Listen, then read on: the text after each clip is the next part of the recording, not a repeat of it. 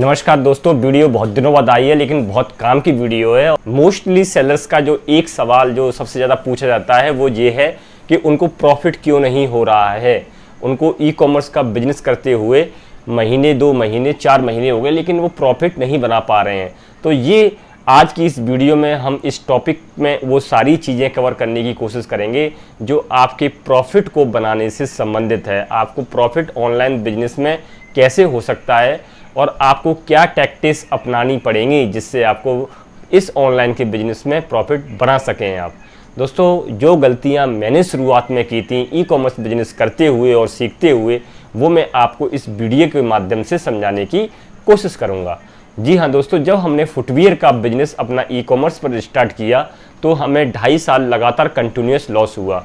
उसकी वजह ये थी, हमें कोई गाइड करने वाला नहीं था और हमने सारी चीज़ें दोस्तों खुद से करना सीखी थी। उस टाइम ऑनलाइन के ऊपर भी इतना मटेरियल अवेलेबल नहीं था। जब भी आप ई कॉमर्स बिजनेस करते हैं तो आप अमेज़ॉन, फ्लिपकार्ट या मीशो के थ्रू अपने प्रोडक्ट्स सेल करते हैं तो उसमें जो एक सबसे महत्वपूर्ण चीज़ है वो ये है आपकी प्रोडक्ट की प्राइसिंग, कि आप अपने प्रोडक्ट की प्राइसिंग कैसे सेट करते हैं। मैंने इसके ऊपर कई सारी वीडियो बनाई हैं जिनमें मैंने बारीकी से समझाया है कि आप अपने प्रोडक्ट की जो प्राइसिंग है वो कैसे सेट कर सकते हैं।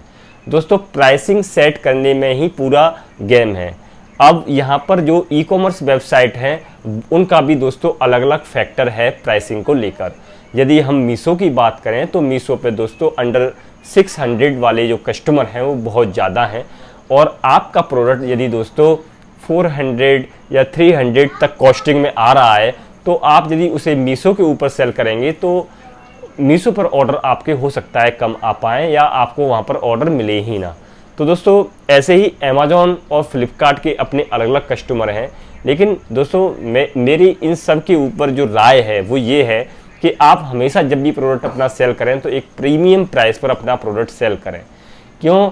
अमेज़ॉन के ऊपर या फ्लिपकार्ट के ऊपर बहुत सारे सेलर्स क्या करते हैं स्टार्टिंग में, वो जो शुरुआत तो करते हैं अपने प्रोडक्ट को लॉन्च करने के बाद उस पर थोड़ा कम प्राइसिंग सेट करके, यानी कि जो प्रॉफिट मार्जिन है वो कम करके सेल करते हैं और उन्हें शुरुआत में ऑर्डर भी आने लगते हैं। जब उनके 50-100 ऑर्डर पर डे हो जाते हैं तो फिर वो धीरे धीरे अपनी प्राइसिंग को बढ़ाते चले जाते हैं।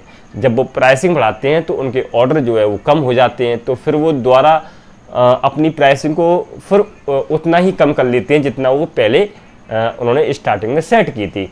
तो दोस्तों आप ऐसा ना करें। यदि आप 20-30 यानी कि अगर 40 रुपये तक भी यदि आप मार्जिन लेकर चल रहे हैं ई कॉमर्स के बिजनेस में, तब भी आप लॉस खा सकते हैं यदि आपके रिटर्न बढ़ गए तो। यदि आपका प्रोडक्ट ऐसी कैटेगरी में आता है जिसमें रिटर्न परमिसिबल हैं तो दोस्तों आपको जो है 30-40 रुपये प्रॉफिट बनाकर आप पैसा नहीं बना सकते हैं ई कॉमर्स के ऊपर।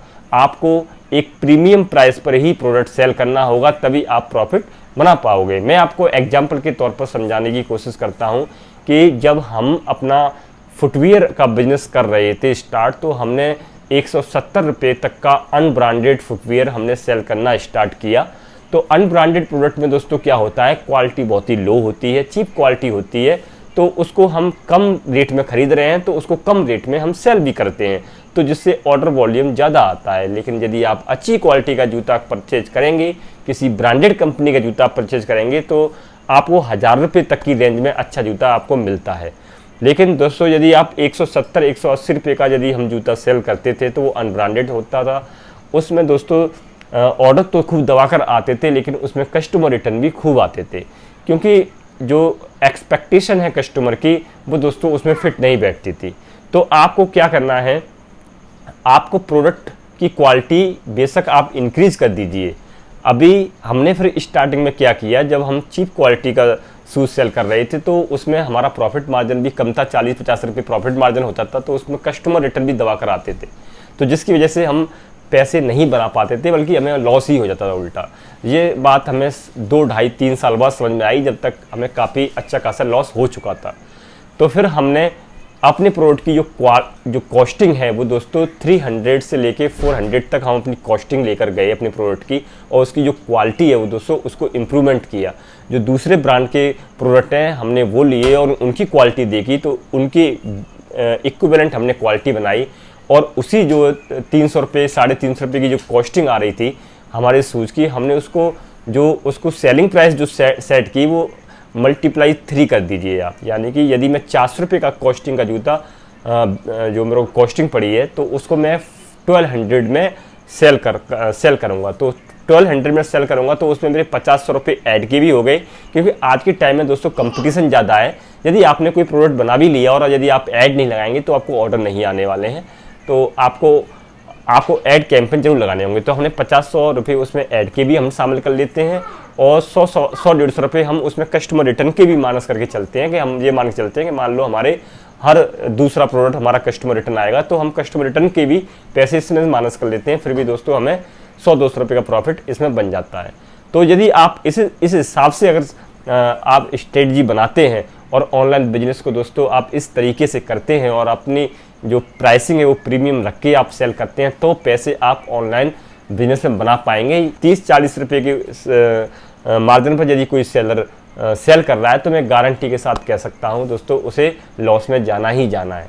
तो आशा करते हैं दोस्तों आप इन बातों को ध्यान में रखेंगे और अपने ऑनलाइन बिजनेस में इनको इम्प्लीमेंट करेंगे तो आप भी पैसा बना सकते हैं और ऑनलाइन बिजनेस को अपने अच्छे खासे पार्ट टाइम में अपने घर से करके दोस्तों ये बिजनेस अपना सेट कर सकते हैं। दोस्तों यदि आप चैनल के ऊपर नए हैं और अभी तक आपने हमारा चैनल सब्सक्राइब नहीं किया है तो प्लीज़ चैनल को सब्सक्राइब कीजिए और यदि वीडियो आपको अच्छी लगी है तो लाइक कीजिए। यदि आपकी कोई क्यूरी है तो आप हमें नीचे कमेंट करके पूछ सकते हैं।